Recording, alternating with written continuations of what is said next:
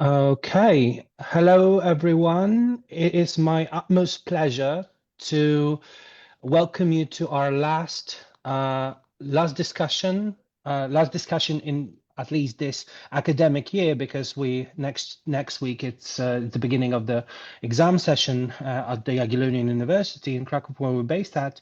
But I'm really happy to welcome you to our last perfect discussion this academic year, and quite I think quite aptly for the time of the year that we're entering now, namely vacations and holidays, depending on where you are.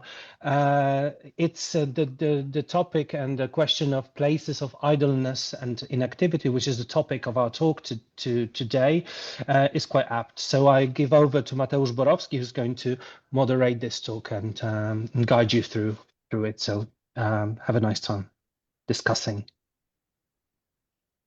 Hello, good afternoon, everyone. Good morning, Nick, who is on the other side of the ocean, I assume.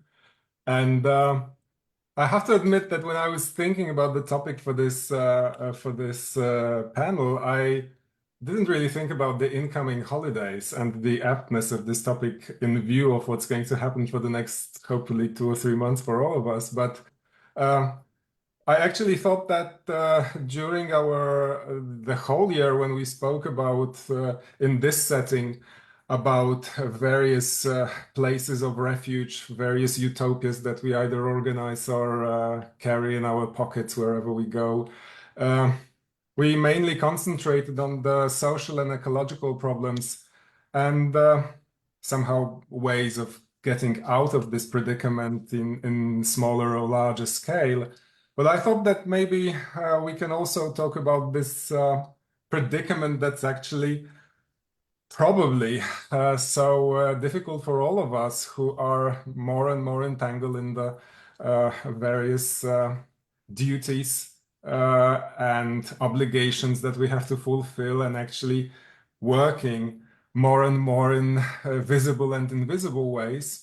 And that's why I thought that maybe one of those good topics would be the one that we actually announced for today, namely where and how to look for places of idleness and inactivity, the concepts that perhaps our culture doesn't really value that much or even values negatively.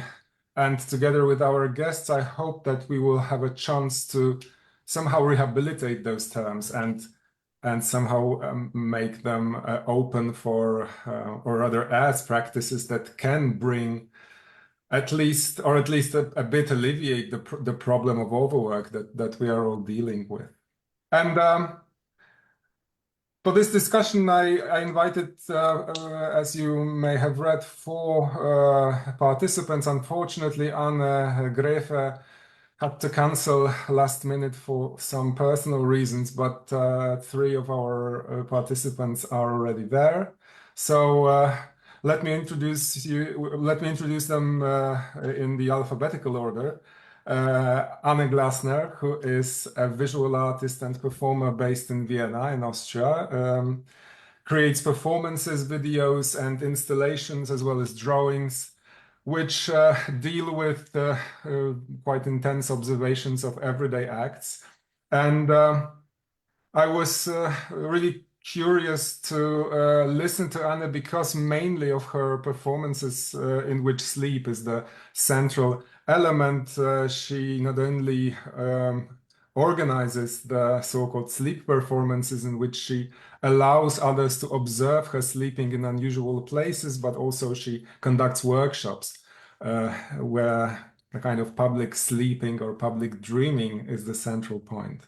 So in a way, she tries to somehow break this boundary between art and life, fiction and reality, and in practical terms, create those zones of inactivity. Zuzanna Ładyga-Michalska, who is an associate professor at the Institute of English Studies in Modern Philology Department at the University of Warsaw, specializes in critical theory and the interface of continental and American philosophy. And she is an expert on inactivity and idleness, looking at the problem from a slightly different angle, because she specialized in Marxist theory, ethical philosophy, and postmodernist fiction and aesthetics. But all these influences somehow made an impact on her book, The Labor of Laziness in 20th Century American Literature, which was published in 2019. So I assume that we will somehow address the paradoxical title Labor of Laziness in the talk as we follow. And finally, we have Nick Salvato, who is professor of performing and media arts and member of the graduate faculty at the English at Cornell University.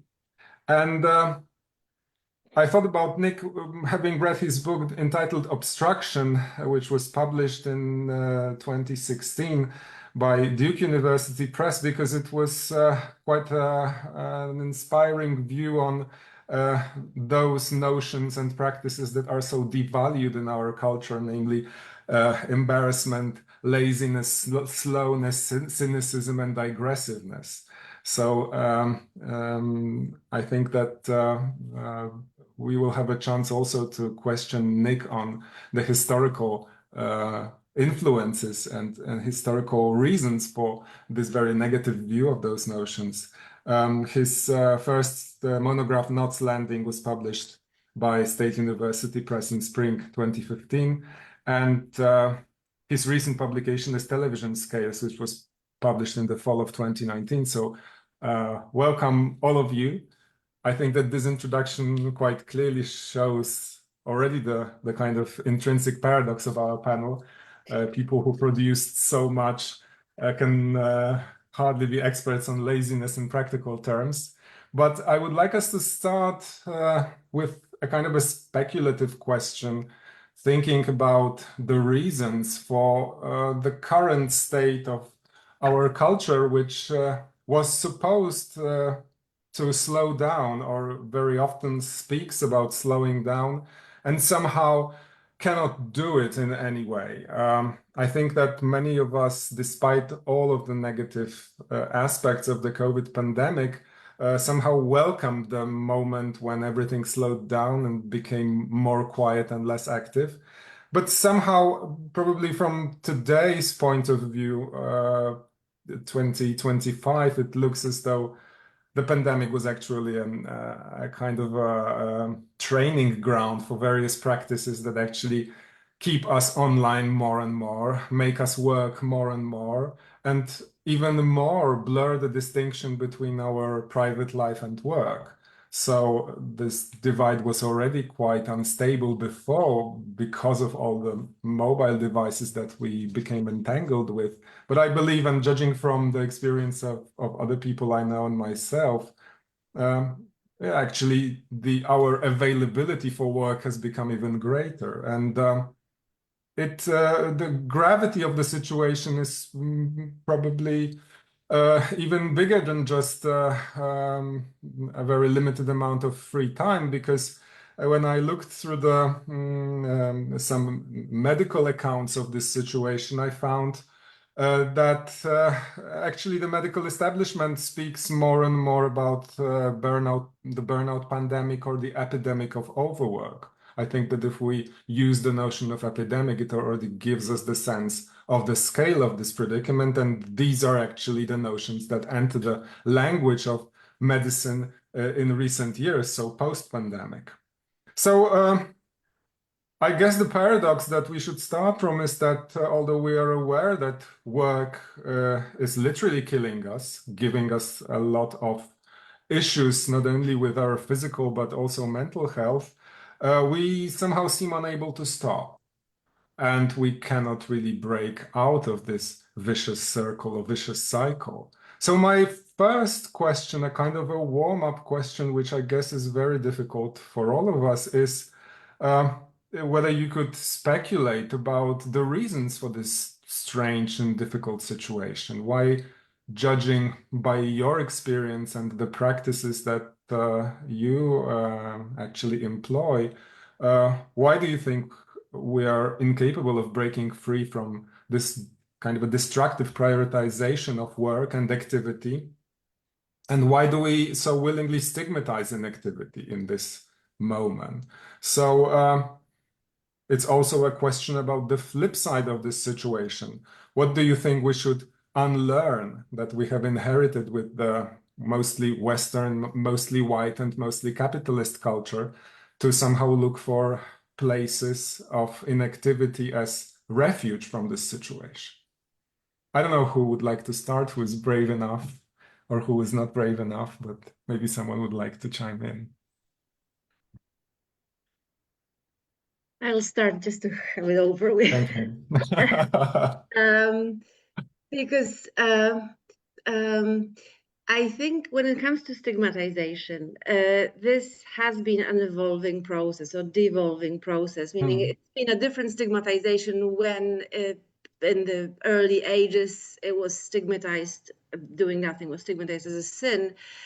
And it's stigmatized today differently because when it comes to the question as to why do we get engaged in work so much, the recent publications upon it suggest that this one thing that we've had, be it the private time or the time for doing nothing, has been co-opted into, I'm sorry to say this, the capitalist modes of functioning. So there's been very interesting books written about this, one being Lauren Berland's Cruel Optimism, which names the phenomenon, the phenomenon of chasing one's tail when it comes to becoming a better person, and actually cruelly, therefore, deleting one's life as it goes. Jonathan Crary's British critic's book 24/7 Sleep and Capitalism talk about how the devices and the findings into that good sleep makes good workers actually describes the process of how our most biopolitically private aspects have been sort of co-opted into things we can show on social media, share as ways of mindful living. So it's as if the very practice of inactivity has been sold now as that one way of being even more productive. If you meditate, if you take time to relax, if you're mindful to things, then your productivity raises. So it's been a very strange repetition of history of the olden days, and that's my first thoughts on this. That stigmatization hasn't always been the same. It's been different, and now it's as if inactivity has been chained to be the slave of productivity as yet one way of expressing productivity.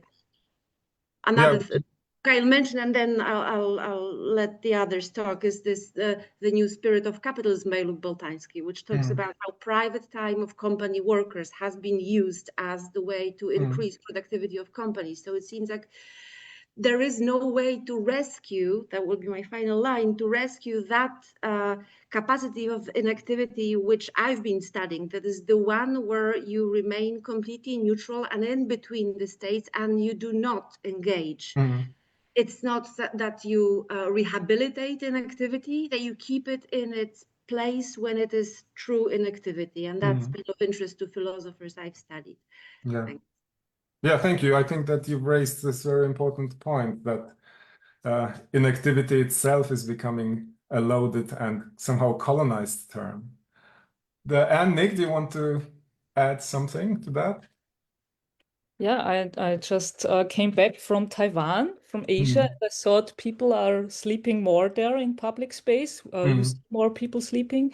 And actually about the naps, but in fact they even work more than I have the feeling that they have sometimes two jobs or that they are very exhausted, and that brought me also 2013 to the point I felt exhausted and I didn't know how to perform and to produce every day, and so it was kind of a necessity to start with the sleep performances in 2013. It was not the only point, but it was also a way of how can I get more rest in my private and professional artist life. And yeah, it's a very complex thing, the paradox worlds that's coming together also with sleep and work, and yeah, that you nap, for example, for 20 minutes to be even more efficient. So yeah. I mean, it's in view of what Susanna said, it's very interesting that in a way, sleep has become performance in your work, because then the question is what kind of performance it is and how it differs from those somehow digitalized and very regulated performances of rest, mindfulness that we do through, let's say, online apps, guided by machines, which somehow keep watch over our sleep.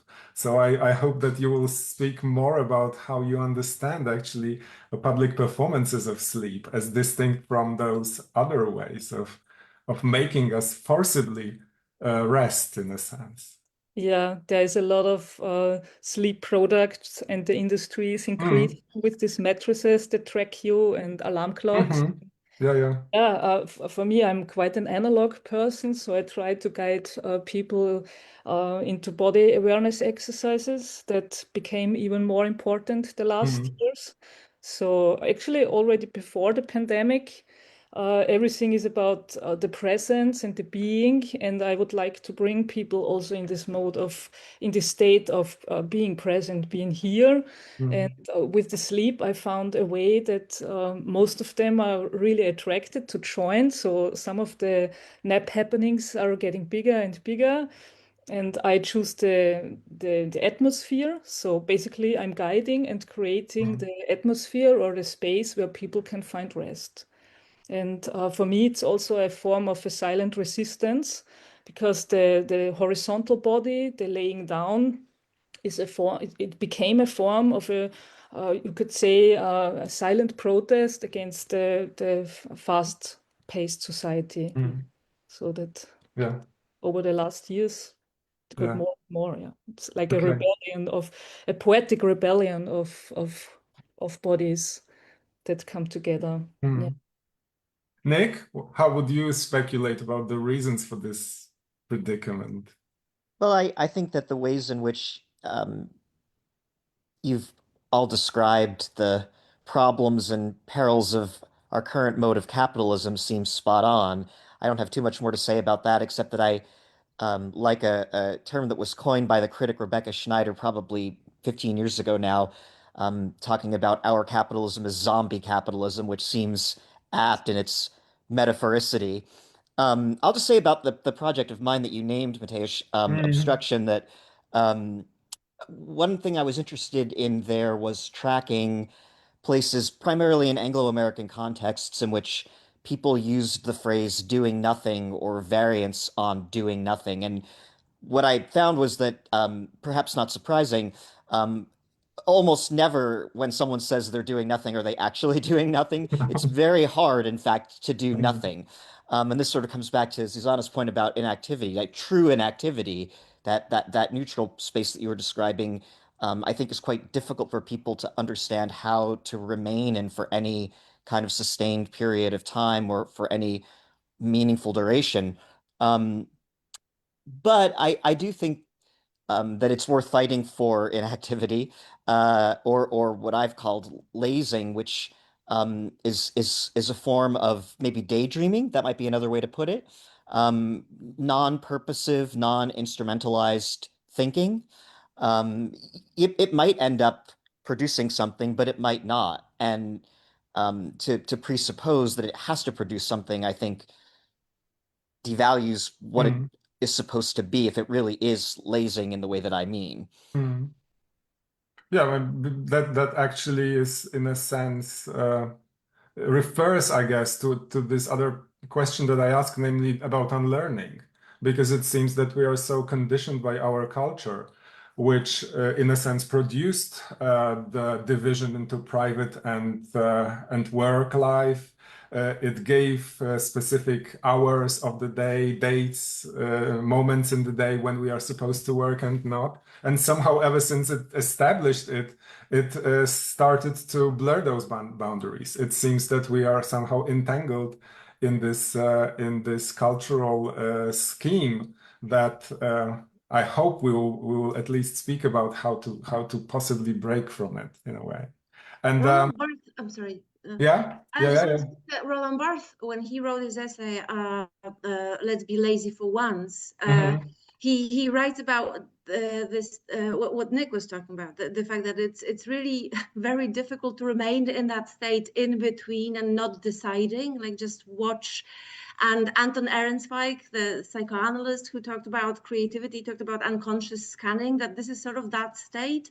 So that's on the one side. Well, and Barth also said that it's very difficult in the Western, in the Occident, he said, to actually find some synonym for this, or for that kind of inactivity, which is, yes, just rumination or maybe daydreaming. But it's not or unconscious scanning, but not directed at a goal. We have done what Anne has described, like try to think of this as a resistance position, like Diogenes the Cynic, right? Lying down on the ground and protesting against Alexander the Great, right? Yeah. I'm speaking truth to power. So we are capable of somehow reclaiming this for resistance purposes, but to have this idea of not going anywhere with the inactivity, that's in Western world that you're describing, Mateusz, very alien to think. Yeah, I mean, it made me think about when I was reading what you wrote about and looking at at Anne's practices, because it made me think about this great or maybe failed promise of art, actually, as the place where we could find inactivity. Because I thought immediately when Anne has just said about performances of sleeping, I immediately thought about John Mackenzie's work and the thing that he wrote, his thesis that in 20th century we are actually forced to perform, which very much ties up with what we began with, namely we are forced to perform rest in a way. And my next question, or another area I would like us to touch upon, is actually the function of those artistic or performative or literary forms that somehow inspire or invite to those places of inactivity.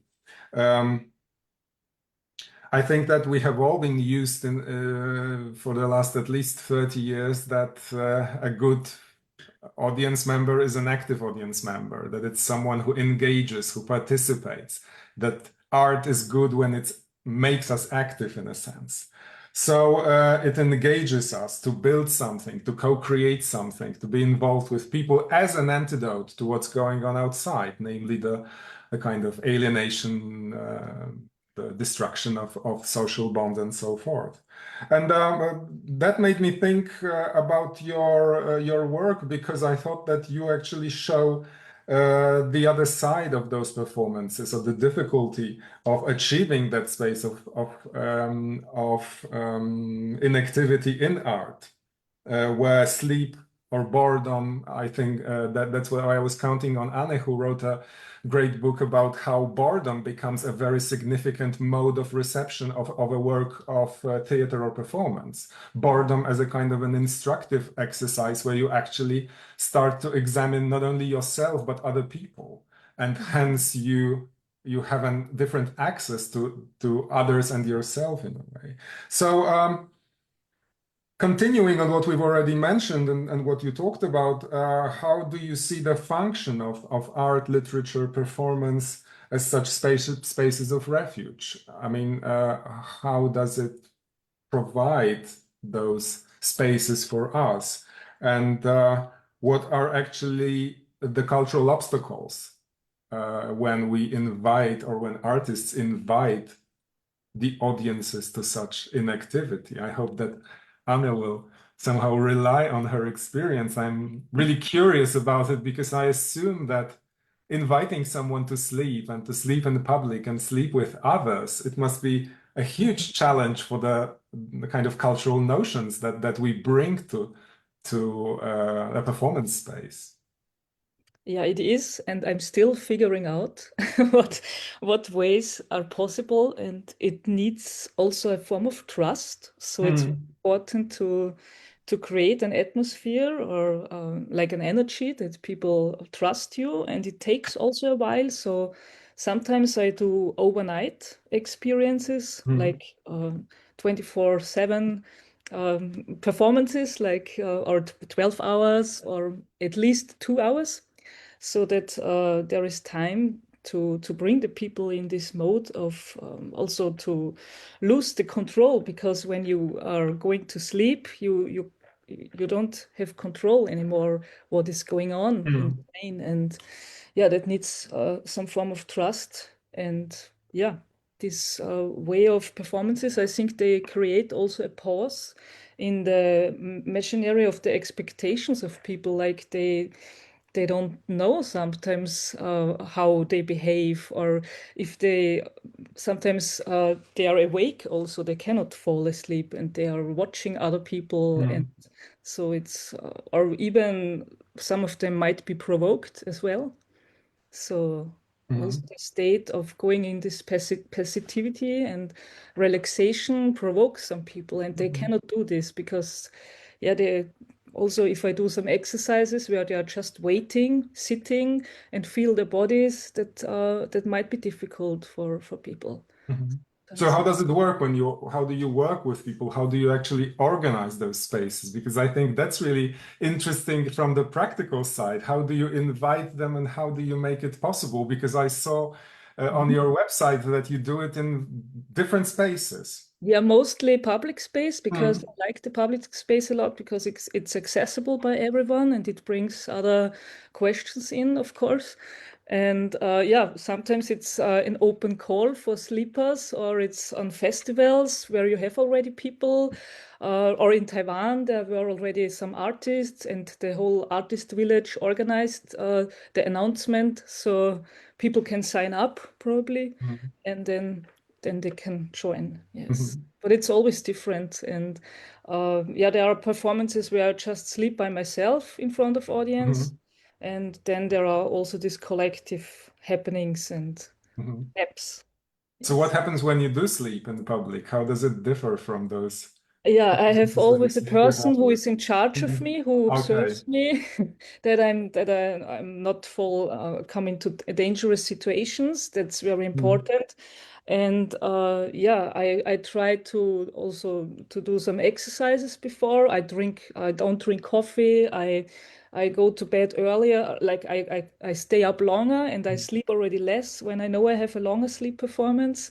I don't take any medicine or pills.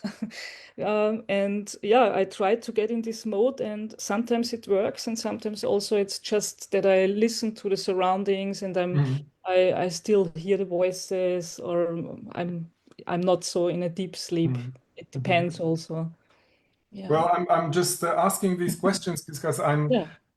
Well, because we began from our inability, in a sense, to break free from rules, I was curious about how much control do you exert over this performance? I mean, who decides when it starts, when it ends? Are there any regulations as to what people can or cannot do? Yeah, so I did over, I think, 30 sleep performances right now, maybe 40. And I start, I for myself, and also after the performance, I really need time for myself to write that down, what happened. So it's yeah, it's a form of, also a meditative form of, also a state of come to myself, to get rest and to connect to myself also. Also, sometimes it looks very isolated when I lay somewhere, and it brings up a lot of questions to the audiences. Yeah. Susanna, Nick, would you like to comment on what we've spoken about, or just maybe add other kinds of ways of creating those zones of inactivity? I know that you know them.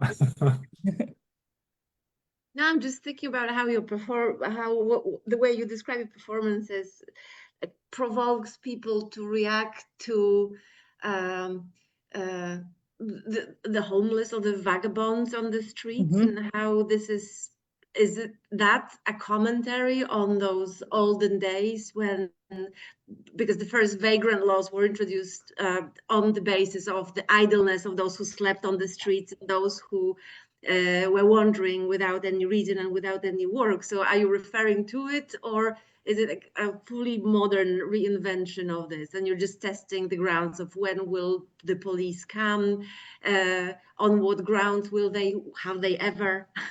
So I have questions, not comments. Yeah, that's sometimes I ask for doing I have permissions, but sometimes not. So it's always like also a very adrenaline state of when is the police coming. For example, I have a collective also, Vocal Naps, with two other artists.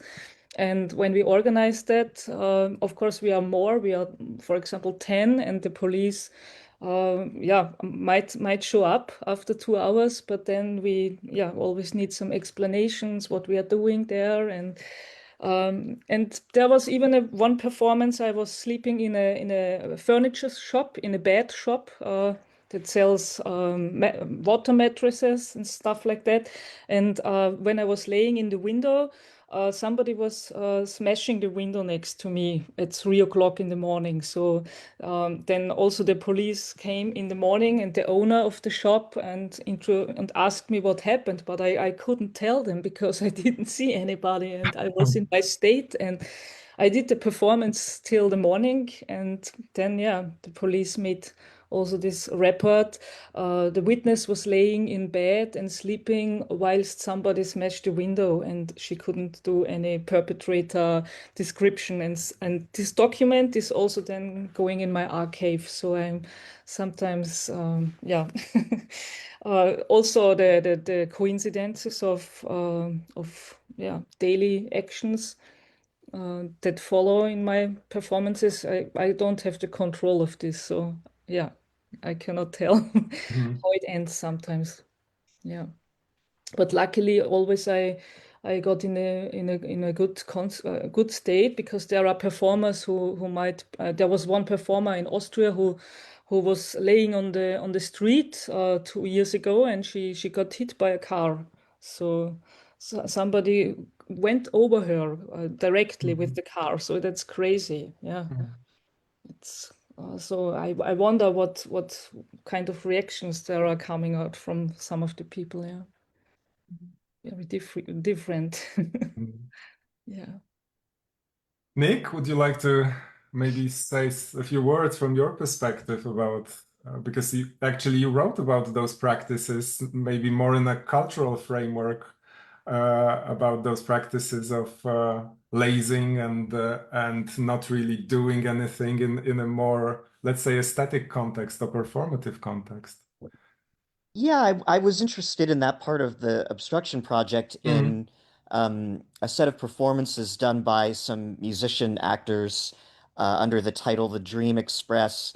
And what was interesting to me about their approach to their work is that there was something very loose and lax and slack about the aesthetic. Um, Plentiful drinking among the audience was encouraged. They've been very haphazard and sloppy about their archive. They're actually embracing a kind of mellow and lazing version of conceptualizing the aesthetic that I saw as having some kind of let's say, pedagogical value for people like me doing allied versions of scholarly work. So I was thinking a little bit now about um, how different kinds of sensory inputs and outputs might play a role in an audience's experience of such a thing. Alcohol I named, but food might be part of an interesting communal and performance-based engagement among people. Certainly drugs. There's a great history there too, of altered consciousness being part of how people find alternative ways to capitalist norms to be present to each other in the world. But I also asked Susanna, because in a sense, the literature that you wrote about is also inviting such performances of dreaming with, reading as dreaming in a sense. I mean, following up on the surrealist tradition and those other non-Western approaches to the interaction between the reader and the text. So I was wondering whether it's possible to have that kind of an experience also with a more textual medium rather than interactive or direct one. I didn't think in terms of the book offering you a space for this. I was thinking about the authors I named, and I'll mention them in a second, as using laziness as a trope, as a metaphor, as a set of concepts to say something very generally and in a very nuanced manner by means of a stigmatized concept about the norm of productivity. So it was a very labored analysis, you might say. But my point was that when characters in novels do nothing, this is not that because they are depressed. None of this medicalization, psychiatrization of this, which we have a lot today, for instance, right? That people are depressed and burned out. That they're not doing this. They're specifically choosing the very stigmatized way of being or not being, or being inoperative, being uncreative, being in a limbo of sorts, to say something about how, from their historical vantage point, it is possible to deal with the norm of productivity. Just to give one example, I was analyzing a very well-known book by Ernest Hemingway, Garden of Eden, which features two characters. One is Hemingway himself trying to be productive in the world where he needs to prove that he's a productive, good writer. And then there is his wife, who's distracted, who doesn't write, she sort of writes with her body, or by going to a museum, or by changing her outfits, by doing nothing, just this very haptic stuff. Sleeping being included in this repertoire of how she performs. And what I was trying to show is that in that dual way, what Hemingway is trying to show is that he's in the grip of this productivity, publish or perish then already, ideology or culture, and he is trying, but he cannot, so he produces a caricature version of himself in this book, while the alter ego of his Catherine Byrne, his wife, this one who is performing an activity, is the one he would wish to be, performing some form of an exhaustion. You can call it laziness, or because idleness is too fancy for that, what we're talking about, but some form of like being completely inoperative, withholding some creative potential rather than translating it to some creative work. So that's my lengthy answer to your short question. But so I wasn't thinking about their books as being proposals for that. But you could also say this, that reading a book of this kind makes you, if you look at it from the perspective, through the lens of the potential of laziness, if you can use an oxymoron, then it makes you think about the norm of productivity yet again. So it doesn't give you refuge, but it gives you some glasses to look at productivity again, as if it may, in this very banal way, relax you a bit, that not everybody is writing or creating things that need to be consumed for the benefit of creative development of then the audience. If I hope I'm getting my point across. But yeah. But I also thought about the function of those, I think, both literary examples and examples of performances where actually inactivity is at the central spot, as questioning our expectations as to how productive the performers or the characters should be. In a sense, our cornerstone of avant-garde theater, Tadeusz Różewicz's Kartoteka, is about this, a character who refuses to take part in the plot. If we think about performance 433 by John Cage, it's about not playing. And it's not, but if I may interrupt you, Mateusz, sure. I'm sorry. But then that era, abstract expressionism or Cage, they are all talking about the fact that while they're doing nothing, the mind of the artist is being seen as racing. So there is this undercurrent of some strange vitalism there, which I think is very different from what Anne is doing, right? Because she's not talking about the fact that she wants to then make people think and feel more. Which is what action artists and Cage were selling as as the point of their art, that this is so intellectually vibrant, right? You have to experience that vibrancy in the silence. I don't know, would agree which with then me. would lead to the artist is present by Marina Abramovic, just the ultimate expression of this kind of agenda, the kind of magnified presence which impacts the one who is sitting across and really doing nothing. So you are absolutely right when you say that what Anna offers is a different kind. I don't know if Anna would agree with that. Yeah, I did my first also waiting performance on Friday in Hamburg. So because yeah, I will continue with the sleeping, of course, but I was just curious and interested how it feels. And so you do something passive, but you are very active in the waiting, and the audience is watching you. So yeah, it's definitely challenging also performing this. Yeah. But yeah. What I wanted to say before is also the fact that it may not, those kinds of performances might not, in a way, invite you to be together or do nothing, but they were more about problematizing your expectations and making you realize why you desire activity so much when you know it's not good for you in a sense. Yeah.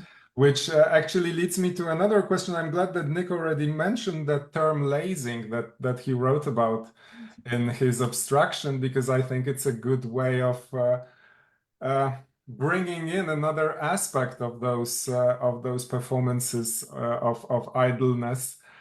Because I think that, as far as I understood, and correct me, Nick, if I'm wrong, but you already mentioned that this was not so much about total inactivity, but rather about breaking free from a specific way of thinking, from a specific way of knowing oneself and the relationship with the world, so to speak.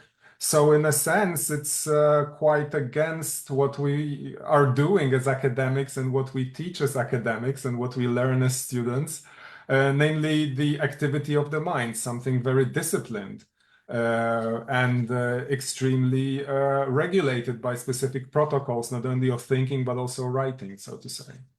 So I was wondering about this lazing, the active gerund, lazing, the active verb that somehow brings cognitive profits. And I would like us to think about now maybe about those, let's say, benefits of lazing, benefits of inactivity as ways of knowing various aspects of life for oneself, or as far as I understand what Anna was talking about, also understanding social relationships. I think that that's quite paradoxical that sleep performances in public may also shed light on our social life. So how do you think about those instances of boredom, laziness, and activity as ways of knowing, and what do we learn then that we wouldn't learn in the active way? I assume this is about letting go, but of what? Well, I think there's a paradox here, maybe, which is that to give a concrete and definitive answer to your question about what we know would maybe to fall back into the productivity trap, and that genuine lazing would be about trying to sustain open-ended, perhaps wandering or wayward thinking, so that the answer might be different every time. What did you learn from lazing? And that if it was the same answer every time, you wouldn't have done it right. Right. But that's, I mean, but these are maybe just some of the problems and ruses of language. I was thinking that listening to everybody talk, one thing that I hadn't been considering too much before our conversation today is that um, ways of thinking are one thing, ways of knowing are another, ways of feeling are yet another.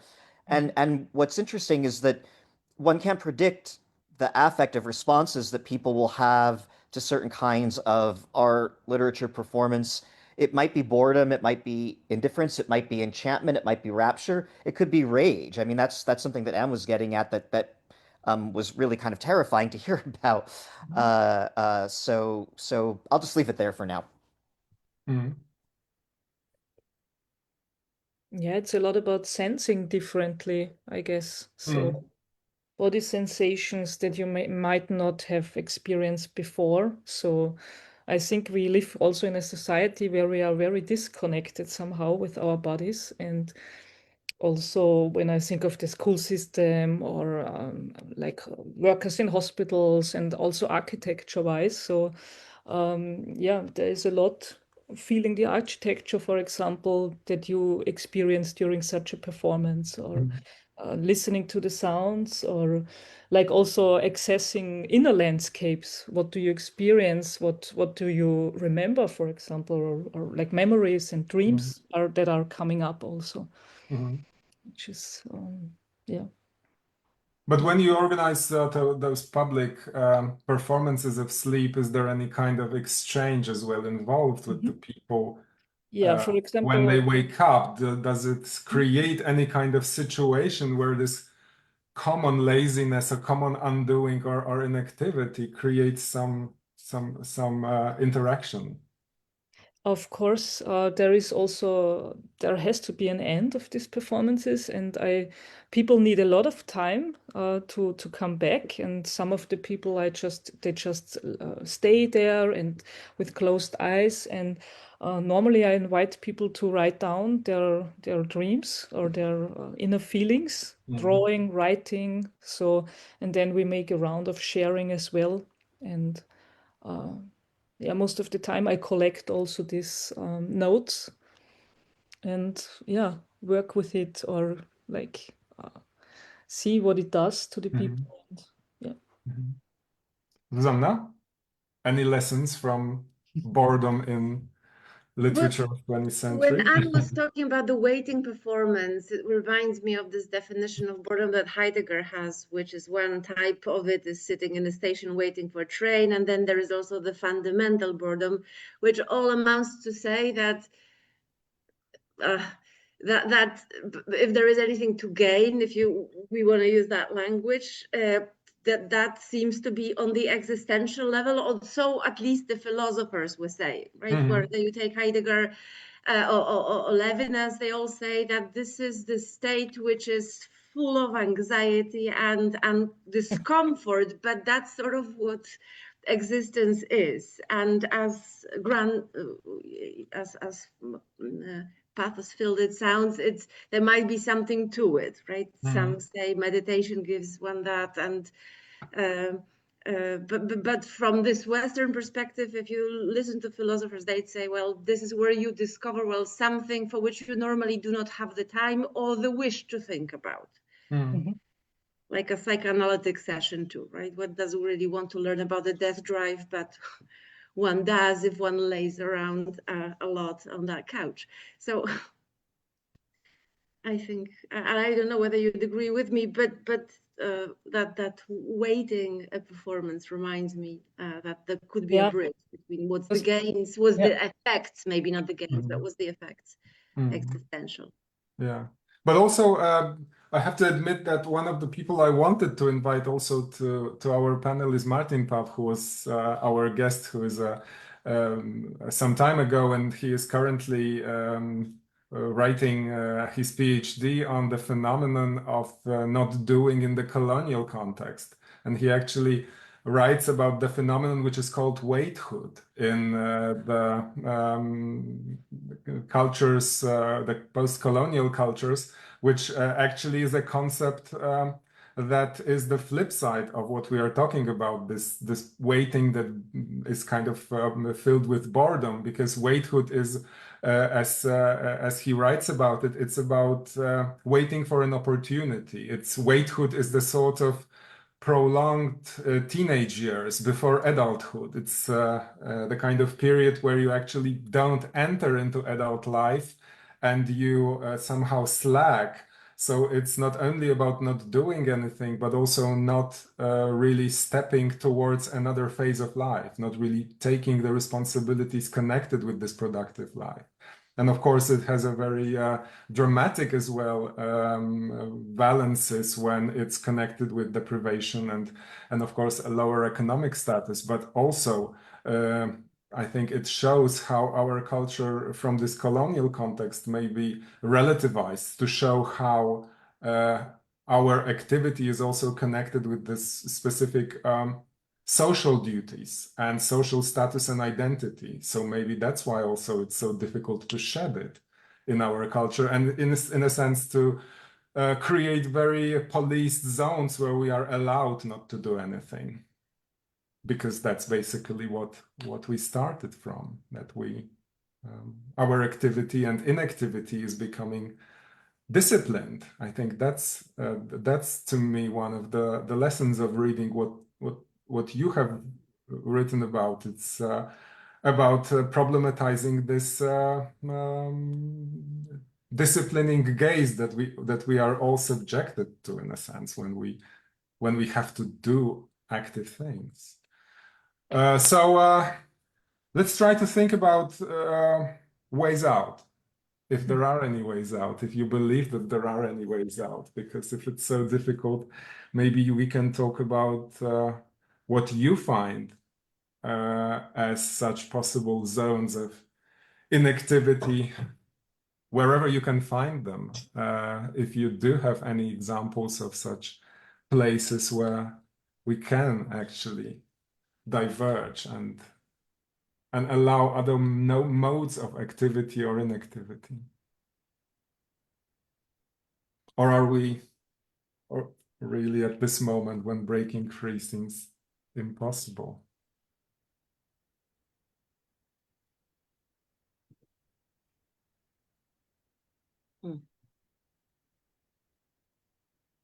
Well, the critical theorist Ray Terada has written, I think, provocatively and interestingly about walking away. And that's really hard to do. And most of us won't. I was reminded of it because my partner, who's the artistic director of a theater company, is often working with translators and is having a difficult exchange with a translator of a very prominent, formerly Mexico City-based playwright who decided that he was just fed up with contemporary life and went off the grid entirely and is living in the woods somewhere. And so can't be reached for permissions, for instance, for his translations to be published. That's a pretty radical gesture. But I think probably a brave one. It also is entailed by a certain amount of privilege. And I think a thing that's been interestingly haunting our conversation is, when forms of lazing are more and less precarious. Yeah.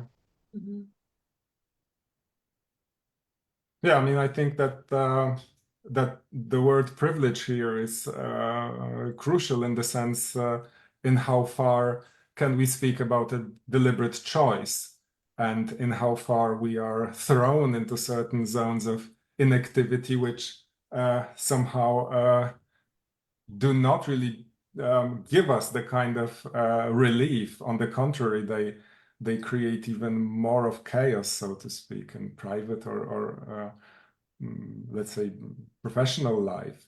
So I guess that's another aspect that we could address, namely inactivity as something undesirable but not chosen. Speaking of privilege, in this history of the stigmatization of inactivity or laziness, you can say that there is a period until, let's say, the rise of capitalism where it is stigmatized on religious grounds or on colonial grounds, as it's a tool to sanction those who do not work and do not participate in the building of the colonies. And then with the rise of capitalism, you have two lazinesses. One, the noble one that you can sort of have because you have the privilege of having free time.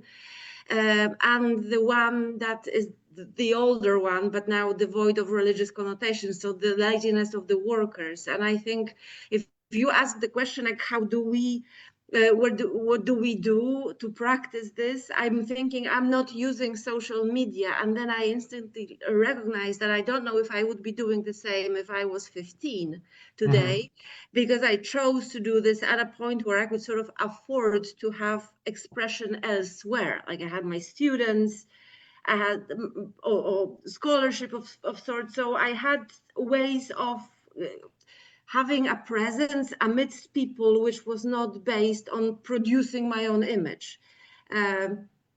If you ask for a personal answer, that would be mine. Yeah. That I think I'm using the privileged part of inactivity, which I perhaps would not if I were in a more precarious class. Yeah. So yes, so that was to relate to what Nick was saying, that walking away all the way, right, is possible very rarely, right? Walking away to some degree might be just because you have the privilege to do so, which perhaps is not the true inactivity, even if philosophically I have it all thought through to the point I could claim I do.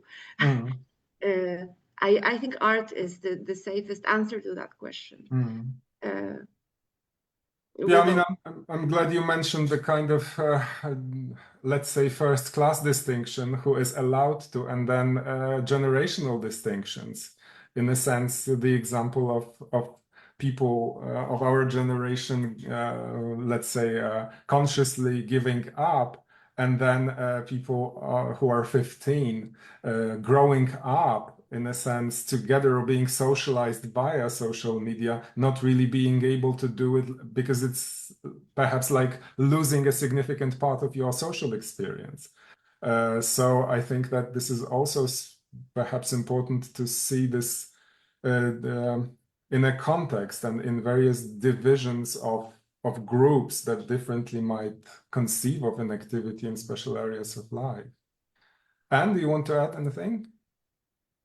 So for me, it's I struggle to find also my zones of idleness for myself in the daily life. So because the private and art life is so connected. And yeah, also as a freelancing artist, I have to say it's you get in precarious situations also. And what comes up then when you deal with this topic of idleness, laziness. So there is a lot to continue to think probably.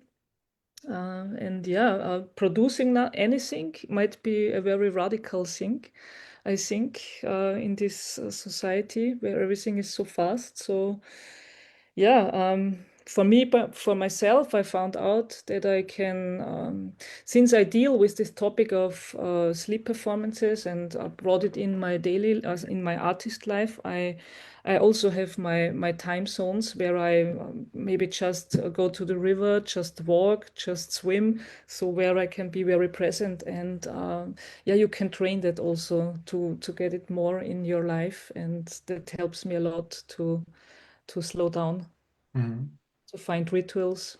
Yes. It's already 7, so we can invite questions from people who are with us on Zoom, and maybe there are some other questions from online.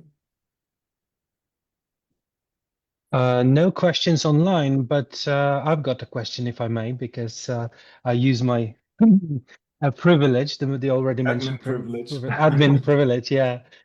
Because I was wondering, ever since Anna talked about her coming back from Taiwan, I was also thinking about privilege, and especially thank you very much for this conversation, because you saved the 3rd season of White Lotus for me, because I thought it was totally rubbish. And now I think it's really interesting from this perspective, because I don't know whether you watched it, but one of the major tropes in this 3rd season is exactly this question of inactivity and idleness, especially in the Jason Isaacs character, who's giving up his phone to this luxurious resort out of his work gone wrong, kind of haunting him.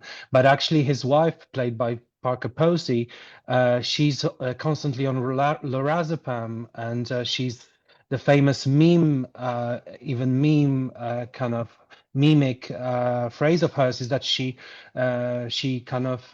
even confuses Thailand with Taiwan in her beautiful southern accent. But actually, I was thinking that, especially in the context of what Susanna said, that the kind of the poles, the two poles of the noble idleness or noble inactivity and the workers' inactivity, kind of now it's especially in White Lotus is a symptom of that. It's switched because those characters are thought of as those really super rich people are thought of as they're not noble anymore. The high classes are not noble anymore with their idleness, but they are especially registered by this phrase, the Lulu, because this is actually the embodiment of the Lulu, and the Lulu, because of them being rich. At least I read that through your conversation, basically. So I would like you to continue on this class issue. So how do you see those, and where do you see those ambivalences, class ambivalences, in terms of inactivity? Who is actually permitted to be lazy?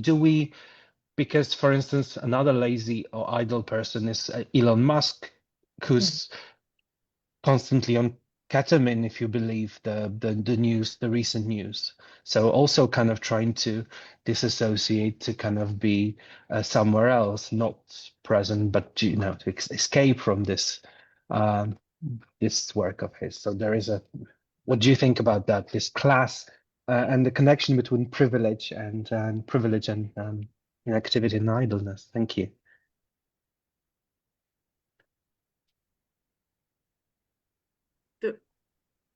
Do I? Yeah, sure. It's, I think, the question to everyone. Yeah. If I may begin, then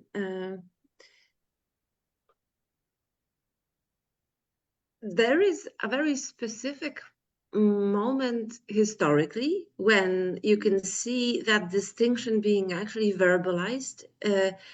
In 1883, Paul Lafargue, that's how you pronounce his name, I think, who's the son-in-law of Karl Marx, writes a manifesto, The Right to be Lazy. And in The Right to be Lazy, he gives you two images. One of, it's an ironic text, it's a satire on a capitalist entrepreneur. And he gives you two images, bodily images. One of a worker who is lazy because he is overworked, he's called lazy by his boss, but he's really just drained and tired. And so it's fatigue, not laziness, the manifesto suggests, whereas true laziness, Lafargue says, sits in that voluptuous, dead-looking, corpse-like, huge, humongous body sitting on an armchair and lazing around and feeding on whatever the workers labored for. So the image of laziness here is transforming. It's now not the beggars thing, not the vagabonds thing, not the ones with whom there is something wrong, like mentally, but this is the slothful, rich. Here it's a woman, so that is even worse. But it's of a slothful creature. That is like pale with doing nothing, right? And swollen and bloated with doing nothing. So it's an extreme image, but I think from what I've read, and that's not everything on that, but in terms of images of Elon Muskish White Lotus kind of obscene detachment from the world and doing really nothing internally, externally, whatever, that would be one moment when it is really addressed class-wise. Yeah, but in a sense, I read those narratives, whether they are fictional like White Lotus, or whether they are just equally fictional media reports on Elon Musk, as in a sense consolatory stories for all of us who cannot afford laziness, in a sense, because they are all about people who are privileged but admittedly have a lot of problems in a way. So inactivity for them is the sort of cure that's supposed to give them relief from something terrible happening to them, being really involved in great business and being really somehow not functioning really. So I think that maybe we are watching those narratives just to convince ourselves that it's better to be where we are, to not be in this class, to not have that much, to not have this opportunity to be inactive and on lorazepam or ketamine all the time. Well, there are lots of ways to watch things, of course, and Yeah. I see the satire in the third season of The White Lotus and the grotesquerie of this class of privileged people. But apparently, I was reading this somewhere the other day. Uh, Now, very expensive vacation packages are being modeled on the experiences that are fictionalized and narrativized in the series. So, well, I mean, everything can be branded, right? Um, but the fact that one could watch and not see the satire in it and desire, whether one could afford it or not, such a vacation is well, troubling to say the least. Mhm. There's another figure, though, in the third season who's interesting and didn't come up in your comment, which is the monk who has the meditation center. And I like about that part of the storytelling, and I'm very ambivalent about the series on the whole, that the daughter of this super rich family who thinks that she wants to be there finds when she gets there that it's not for her after all. Is a sort of satisfying turn. Yeah, also the movies of Ruben Östlund are coming to my mind when I listen. I didn't see White Lotus yet, but like Triangle of Sadness or The Square are the movies where about luxury societies that are on a ship and do nothing there, and there are coming up a lot of different scenes also with the workers and the lazy people there. Yeah, also interesting with the images. But do those differences in terms of, I don't know, class, social sphere come up in sleep performances? Do you Those know, difference, or? I actually have to think more of this. You bring me also a lot of inspiration to continue my work and also to read all these books that you mentioned and also from you. So it's I have to think and put it in words. So I don't know if yeah, of course there is coming up the question when we sleep in public space Mm. about people who have no home, who have not a bed to sleep in, and who are in the public area.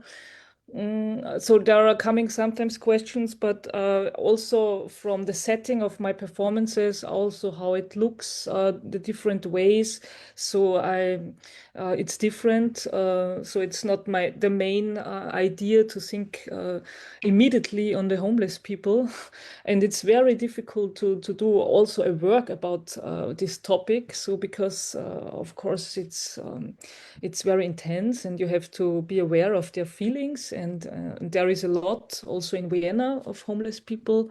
And I was just in Hamburg, and it was terrifying how many people live on the streets and how rough is it on some parts. And also when uh, this knife attack happened, I was there in very close. So there are coming up a lot of questions with this, of course. Yeah, Mm. yeah. Do we have any other questions? Yes, Philip. Hello. Hello. Hello, hi. I'm very glad that I had the opportunity to listen to this conversation since, well, I also decided to not be lazy and to stay here with you. And I think that it was a good choice.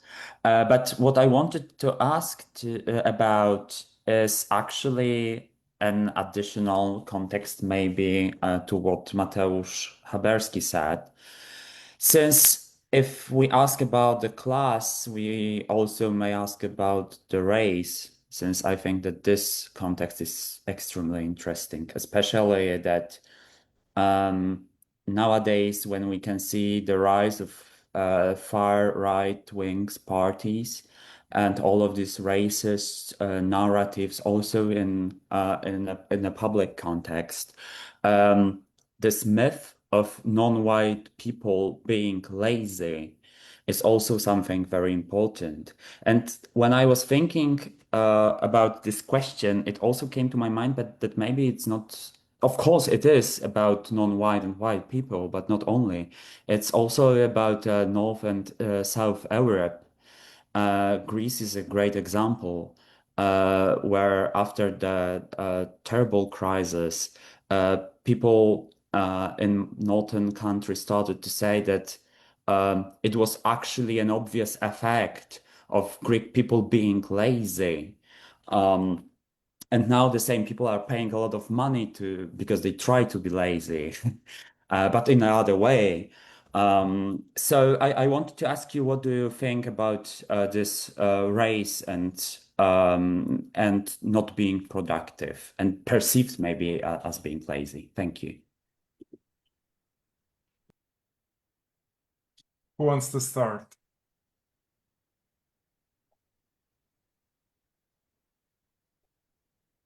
Well, I think what you said about the different national contexts and horizons is very important.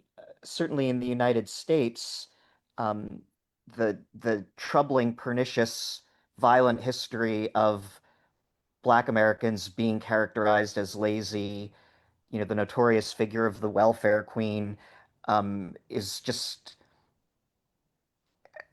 a deeply toxic part of our culture. Um, and so, it positions any Black American who would ask the kind of question that we've been asking here today, how might I laze, how might I idle, with a different set of conundrums and problems. I don't know that I have so much more to say about it than that, off the top of my head, um, but I think what you're maybe more generally inviting us to do is to try to think intersectionally about how race, class, gender, sexuality, and other vectors of identity and sociality all come into play when these kinds of questions are being raised. And the logic of stigma applies to all such diversification. So whether it's race, class, it's the same mechanism that that there is a set of things that or concepts that are easier to adopt as stigmas. So in the history of how racism developed, you have that word pretty often, and you have it and then you find it at the service of eugenics. So if you look at which is not only targeting Black Americans, but also lower classes. So you can say that it's always there, and it serves a role for eugenicists. It does serve a role for the colonizers. It's always this thing that comes from, in the Western tradition, from religion, strangely, that all the history of it shows it, right? That it is one of the first classified sins, right? And the first things against the building of any community. So you might say that the building of a community or society relies on certain process of exclusion, which demands a stigma. And historically, this is the easiest one to reach because it's in the religion of that civilization. That's sweeping generalization, but I just say,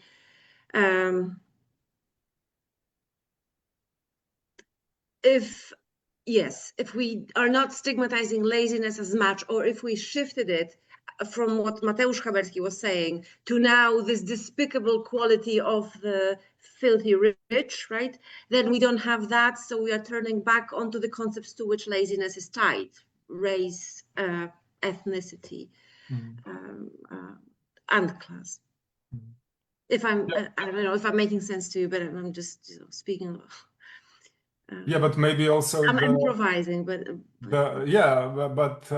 I also think that the difference is that in the case of the rich who buy time to be inactive, there is a difference in the sense that this choice is not naturalized. I think that with race comes the kind of determinism of nature that somehow makes you more lazy, and that's an argument that's even more pernicious in a sense, because you are lazy because nature, your essential nature is such, and hence. But this is the Enlightenment's invention, right? That some ethnic groups in some geographical regions are predisposed to being lazy or cowardly. So Anna, as someone who has experiences across cultures, I mean, also in Vienna, from time to time, you experience racism, and also the right-wing parties here. It's it's terrifying. And when people hanging around for especially, for example, at train stations here, with from different nations, some passengers may say you're lazy, or they're talking, for example, or they're stigmatizing them. Yeah, that happens. That's visible. Do you have any more questions? Yeah, Mateusz? Yeah, because also this question of the connection between idleness or laziness and nature. Also, I thought about the recent book by Catherine Yusof, Geologic Life, where she actually talks about the intersection between geology and black and brown communities being kind of transmuted or transformed by enlightenment geological discourses into this passive, inactive, inert matter.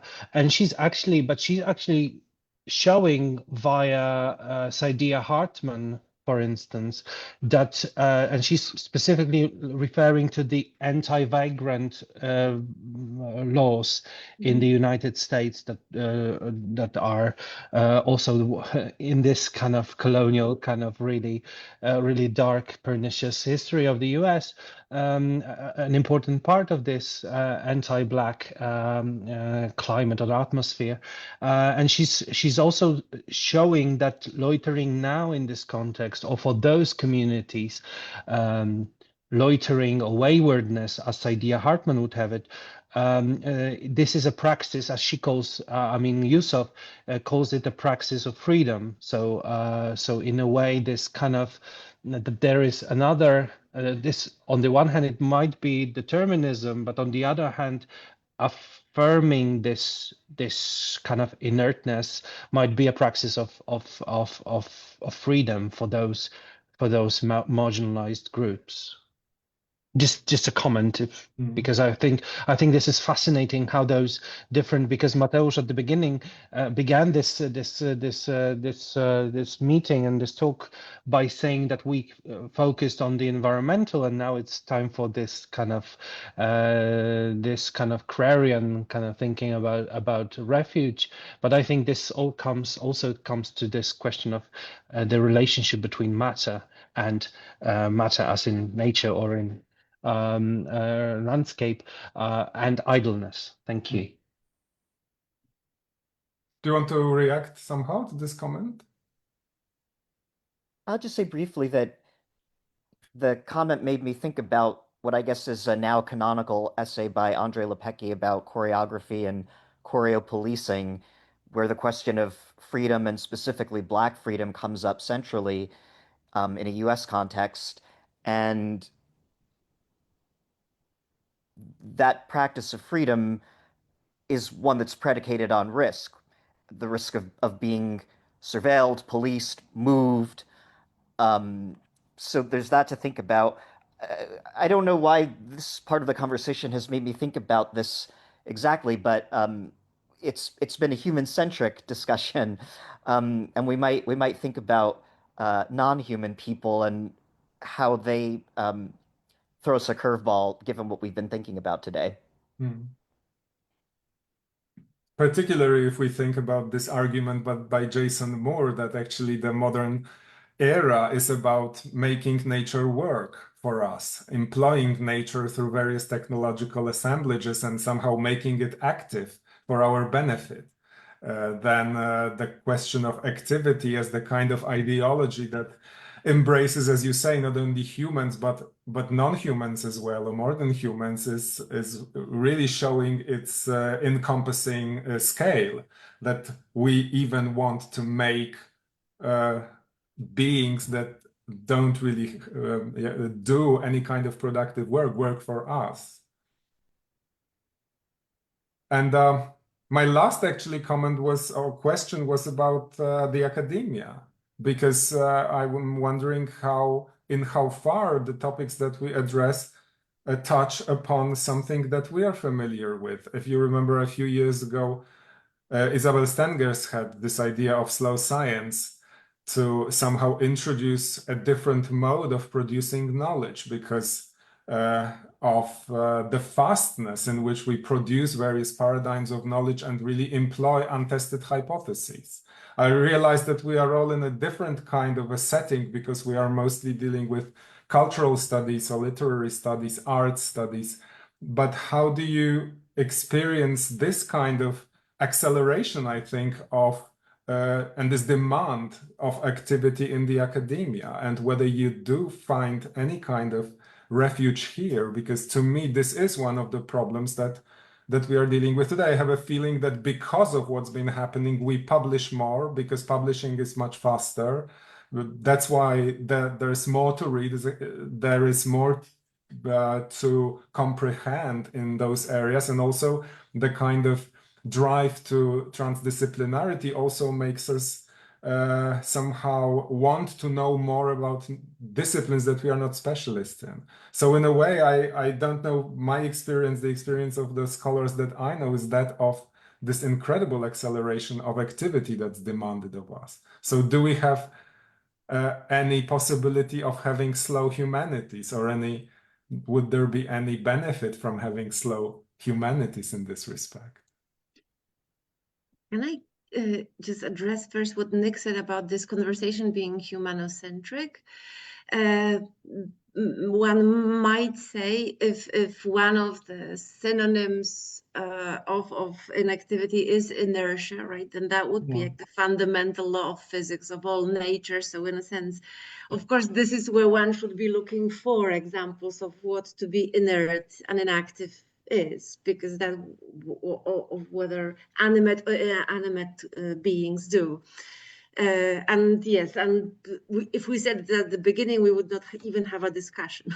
This is a natural thing to have and to be. But if I may give you an anecdote about publishing in academia, because I don't think Anna and Nick will know this. One very relatively internationally famous Polish philosopher, Leszek Kołakowski, once said, and I took it to heart almost, that to him, and that was days before publish or perish situation, or the one that we have now.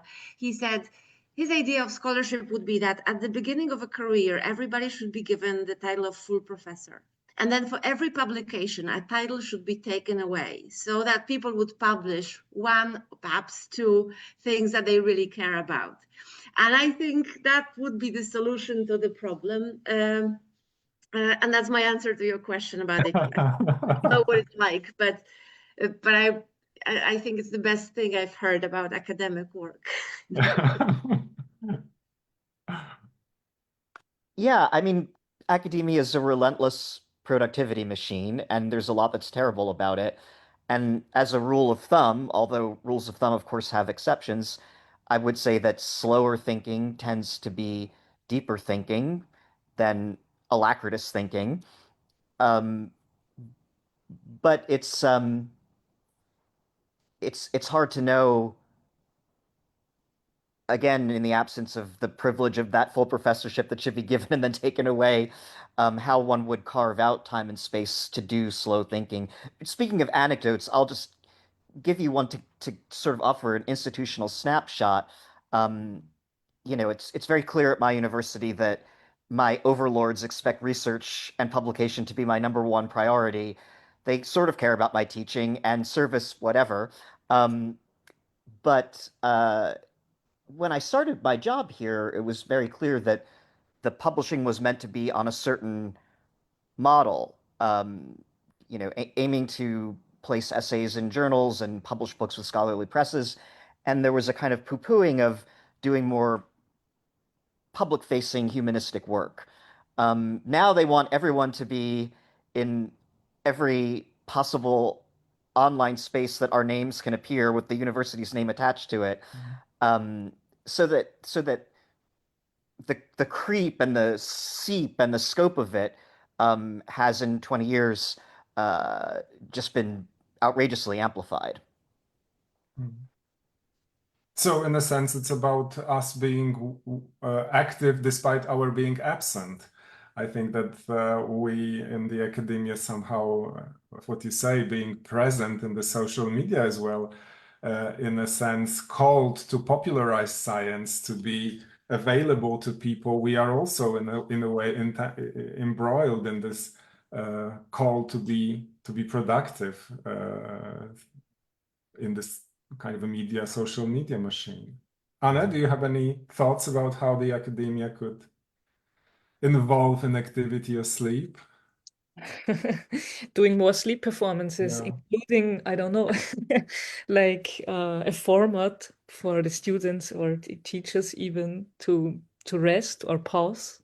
That could be maybe a way of having a space of doing nothing, like creating the space, or maybe a room or whatever. I don't know. A room for lazing.